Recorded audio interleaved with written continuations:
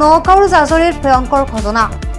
দলংঘাট মহাত্মা গান্ধী আদৰ্শ চিকিৎসালয়ত চিকিৎসা কৰিবলৈ যোৱা ছাত্ৰক ঔষধৰ পৰিৱৰ্তে স্বাস্থ্যকৰ্মীয়ে মূৰত ঢালিলে এচিড উল্লেখযোগ্য যে ছাত্ৰগৰাকী দুৰ্ঘটনাত পতিত হৈ মূৰত গুৰুতৰভাৱে আঘাতপ্ৰাপ্ত হৈছিল পৰৱৰ্তী সময়ত আঘাতপ্ৰাপ্ত ছাত্ৰজন চিকিৎসাৰ বাবে দলংঘাট মহাত্মা গান্ধী আদৰ্শ চিকিৎসালয়ত লৈ যায় যদিও চিকিৎসা কৰ্মীয়ে ঔষধৰ পৰিৱৰ্তে ছাত্ৰগৰাকীৰ মূৰত ঢালি দিয়ে এচিড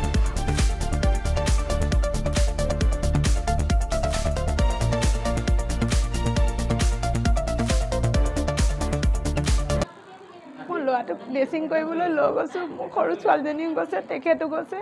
ড্ৰেছিং কৰিবলৈ লৈ যাওঁতে এনেকৈ বহুৱাই দিছোঁ বটল এটা এনেকৈ ঢালি দিছে ঢালি দিয়াত ল'ৰাটোৱে যেতিয়া একদম চটফট কটা চোৱাৰ নিচিনা চিঞৰিছে মই এনেকৈ উনাখন দি অকণ মুচি দিছোঁ বিয়পি আহিছে তেখেতে ঢালি দিছে বাইদেৱে ঢালি দিয়াৰ লগে মই যেতিয়া এনেকৈ কৈ দিছোঁ দুবাৰমান ফুলি আহিছে তেনে ক'লা হৈ গৈছে জ্বলা নিচিনা জেগাডোখৰ মই বোলো বাইদেউ এইটো ঔষধটো এনেকুৱা নহয় কাৰণ জ্বলি গৈছে মোক কৈছে তই বেছি জান নহয় বাইদেউ এইটো এচিড হ'ব কাৰণ এচিডটোহে এনেকুৱা বাপেকে তেনেকুৱাতে হাতত এক টোপালমান পেলাই চালে বাপেক একে চটিয়ন বটিয়ন কৰি ৰখিবলৈ পোৱা নাই নহয় কৈছে হয়তো কি মই বোলো এচিড এইপিনে যেতিয়া হুলস্থুল কৈছে হুলস্থুল নকৰিব হেৰি আপোনালোকক এতিয়া ৰেষ্ট কৰিম ইয়াত ক'ত হস্পিটেলত হুলস্থুল কৰা আইন পালে কিন্তু তাই স্কিন বেয়া কাৰণে হেৰি কৰিছে কোৱা লগে এইফালে ডক্টৰ আহি নাৰ্ছ বাইদেউ আহি ধুমধাম আপোনাৰ বটলটো লুকুৱাইছে বটল দিয়ক কিন্তু ল'ৰাটো যেন ট্ৰিটমেণ্ট কৰিব লাগে তেওঁলোকে সেইটো কোৱা নাই ক'ত বটলটো লুকুৱাব লাগে সেইটোহে কৈ আছে কৈ থাকোঁতে মই বোলো মোবাইলটো আছে গাড়ীত মোবাইলটো আনোগৈ মোবাইলটো এইপিনে আনিবলৈ যাওঁতে এজন ছাৰে মোক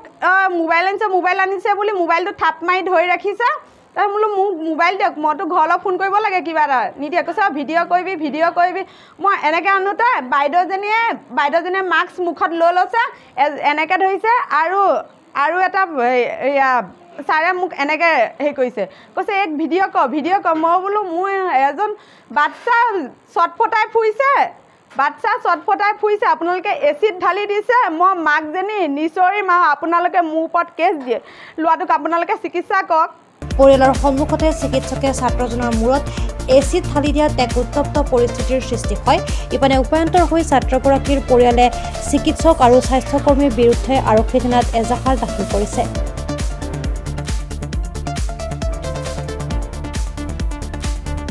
ল'ৰা হয়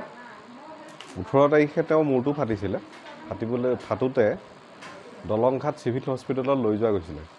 আৰু লৈ যাওঁতে তেখেতৰ 3টা চিলনি পৰে মূৰত 10 বছৰৰ বাচ্চা হয় আৰু কালি ড্ৰেছিঙৰ কাৰণে তেখেতসকলে লৈ গৈছিলে মানে আপোনাৰ ডক্টৰ তাত লৈ যাওঁতে ড্ৰেছিং কৰোঁতে নাৰ্ছে য'ত নেকি আয়ডিন বা তেনেকুৱা প্ৰয়োগ হয় আপোনাৰ তাত এচিড আছিলে মূৰত দিওঁতে 3টা জেগাত ঘাইল হৈছে অলৰেডি আপোনালোকে দেখিছে চাগে আৰু তেনেকুৱা এটা পৰিস্থিতি হোৱাত অলপ উত্তপ্ত এটা পৰিস্থিতি হয় কাৰণ বাপে মাকহঁতে চিৰিয়াছ হৈ অলপ হুলস্থুলটো কৰিছিলে যে কি হৈছে কি নাই হোৱা তেনেকুৱা অৱস্থাত নাৰ্ছকেইজনীৰ পৰা ধৰি ডক্টৰলৈকে তেখেতৰ কোনো ভাল এটা ৰেছপন্স নাই ডক্টৰে এইটোৱে ক'ব বিচাৰিছে যে আপোনালোকে হুলস্থুল নকৰিব আমি পুলিচ মাতিম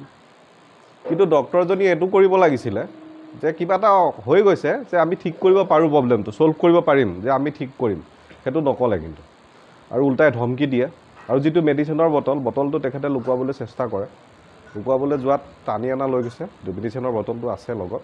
আৰু তাৰপিছত আমি নগাঁও লৈ যাওঁতে তেখেতক নগাঁৱত ট্ৰিটমেণ্ট কৰোৱা হয় আৰু যেতিয়া গম পোৱা গৈছে সেইটো এচিড হয় আৰু এইটোৱে ক'ব বিচাৰোঁ মই যে আমাৰ যিখিনি মানুহ বৰ্তমান ধৰক আমাৰ যিটো হস্পিটেলখনৰ যিটো এলেকা ইয়াত বিভিন্ন মানুহ আছে হয়তো কিছুমান মানুহ এনেকুৱা মানুহ আছে যিখিনি মানুহে হয়তো নগাঁও হস্পিটেলে চিনি নাপায় গতিকে তেনেকুৱা এখন জেগা আজি তেখেতৰ এটা যদি বাচ্চা থাকিলেহেঁতেন বা বাচ্চাই যদি এনেকুৱা এটা কণ্ডিশ্যন কৰিলেহেঁতেন বাপেক মাকে যদি গম নাপালেহেঁতেন এচিড বুলি তেখেতৰ বাচ্চাটো অনিবাৰ্য 2-3 ভিতৰত কিবা এটা ডাঙৰ এক্সিডেণ্ট হৈ গ'লহেঁতেন কাৰণ তেখেতে হস্পিটেলৰ পৰা ওলাই গ'লহেঁতেন আৰু বাচ্চা এটা যেতিয়া আমি ইনজেকশ্যন এটা দিয়ে বা মেডিচিন এটা খুৱাই বাপেক মাকে সদায় বুজাবলৈ চেষ্টা কৰে কান্দি লওঁ যে ভাল হ'ব ন